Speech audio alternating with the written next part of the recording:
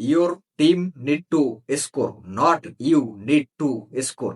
এই কথাটাই বলছিলেন ফ্রান্সের লিজেন্ড থিয়ারো হেনরি পর্তুগালের ম্যাচের শেষে টকশোতে। তার কথার অর্থ হচ্ছে, আপনার টিমের গোল করা আপনার গোল করার চেয়েও অনেক বেশি ইম্পর্টেন্ট।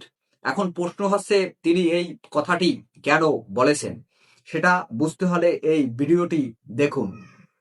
যেখানে রোনালদো একটা খারাপ পজিশনে থেকে শট নিচ্ছেন এবং গোলটি তিনি মিস করেছেন, কিন্তু তিনি এই বলটি যদি ছেড়ে দিতেন তাহলে তারই টিমমেট ব্রুনো ফের্নান্দেজ তার থেকেও ভালো পজিশনে থেকে একটা শট নিতে পারত এবং সেই শটে গোল হওয়ার সম্ভাবনা বেশি থাকতো।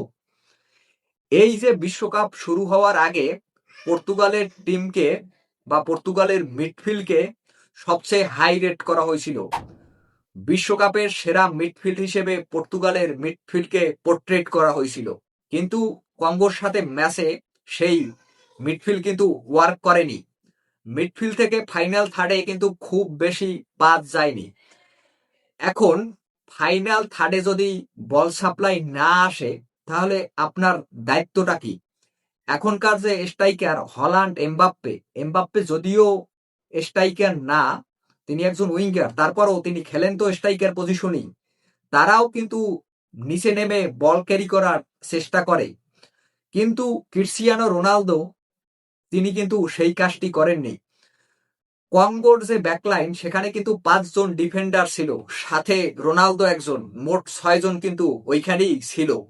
এবং রোনালদো সারাক্ষণই কঙ্গোর বক্সের ভিতরেই থেকেছেন।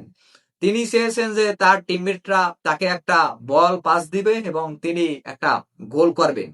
কিন্তু এই জিনিসটা থেকে রোনালদোকে বের হয়ে আসতে হবে। তার যে এখন বয়স 42 বছর, তার নিজের অ্যাবিলিটি, তিনি কতটা এখন সক্ষম সেই সম্পর্কে একটা ধারণা রাখতে হবে এবং বাস্তবতা মেনে নিতে হবে। 42 বছর বয়সে তিনি যে খুব বেশি ইম্প্যাক্ট রাখতে পারবেন সেটা না, তার এই বাস্তবতায় আসতে হবে। রোনালদোর উচিত নিজেকে নতুনভাবে আবিষ্কার করা।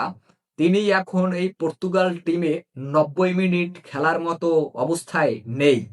তার 90 মিনিট খেলাটা পর্তুগালের জন্য বোঝা হয়ে যাবে এবং রবার্টো মার্টিনেজ, পর্তুগালের যিনি কোচ, তাকে একটা কঠিন পদক্ষেপ নিতে হবে। সেই পদক্ষেপটা হচ্ছে রোনালদোকে 90 মিনিট না খেলানো এবং রোনালদোরও এই জিনিসটা আসলে মেনে নেওয়া উচিত বা তারও এর সাথে অ্যাডজাস্ট করে নেওয়া উচিত। এই জিনিসটা যদি তারা অ্যাডজাস্ট করতে পারে, রোনালদো এবং পর্তুগাল টিম এবং তাদের কোচ, তাহলে কিন্তু পর্তুগালের এই ওয়ার্ল্ড কাপে জার্নিটা আরো ভালো হতে পারে।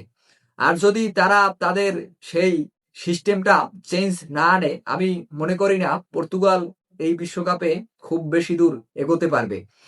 যারা ভিডিওটি দেখছেন, ভিডিওটিতে যদি ভালো লাগে লাইক, শেয়ার, সাবস্ক্রাইব করে দিতে পারেন আমাদের চ্যানেলটিকে।